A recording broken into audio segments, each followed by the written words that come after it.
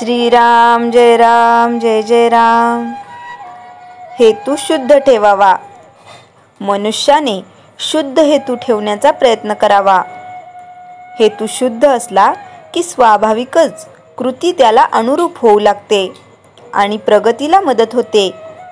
हेतू हा विहिरीत असणाऱ्या झऱ्याप्रमाणे आहे। झरा गोड पाण्याचा असला म्हणजे विहिरीचे पाणी स्वाभाविकच गोड असते। म्हणून हेतू शुद्ध ठेवण्याची दक्षता घ्यावी आणि त्याकरता रामाची प्रार्थना करावी।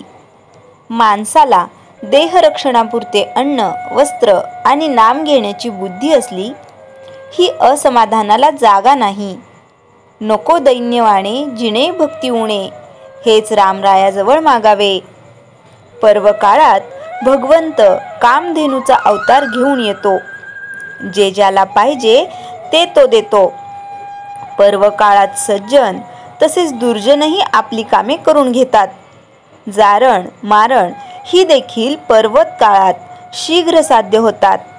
आपण मात्र भगवंताचे कसे व्हावे हे पाहावे। शुभेच्छा धरावी, भावना जागृत करावी। काहीही कर, पण भगवंता तुझा विसर पडू देऊ नकोस, असे भगवंताजवळ मागावे। आजवर कळत न कळत जे पाप झाले असेल ते नाहीसे कर, पुढे पुन्हा नाही करणार असे म्हणावे। म्हणजे मागली पापे नष्ट होतात। ज्याला विषयाची गोडी असते त्याला नाही परमार्थाची गोडी लागत। नरकातल्या किड्यांना नाही किळस येत। विषयी लोक प्रपंचात रंगून जाऊन साधू संतांची निंदा करतात। त्यांना मीच काय, तो एक शहाणा मोठा असा अभिमान असतो। त्यांच्यापेक्षा लक्षावधी शहाणे आणि श्रीमंत जगात आहेत हे ते जाणत नाहीत। ते खालच्या लोकांकडे पाहतात आणि त्यांच्याहून मी श्रेष्ठ आहे असे म्हणतात। माझे चुकते आहे एवढे कळले तरी चालेल।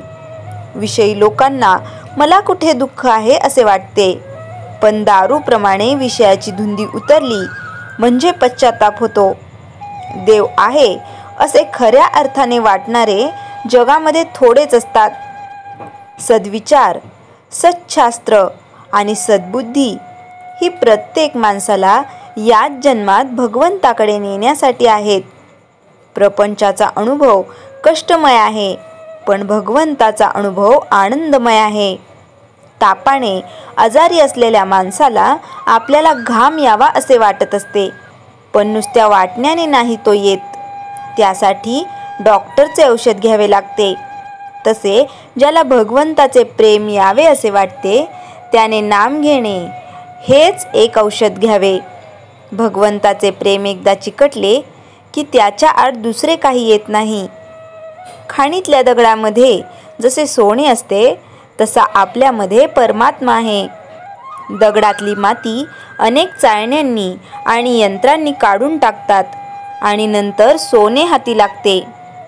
त्याचप्रमाणे अनेक वासना नष्ट झाल्यानंतर परमात्मा आपल्या हाती लागतो। आपण मीपणाने मेल्यानंतर शेवटी परमात्मा प्रकट होतो। श्रीराम जय जय राम। चैतन्यवाणी शुद्ध असावे आचरण, तसेच असावे अंतःकरण, त्यात भगवंताचे स्मरण, हेच प्रपंच सुखी करण्याचे साधन। श्रीराम जय जय राम। जयाच्या जनी जन्मनामार्थ झाला, जयाने सदा जयाच्या मुखी सर्वदा नाम कीर्ती। नमस्कार त्या ब्रह्मचैतन्य मूर्ती। श्रीराम जय जय राम।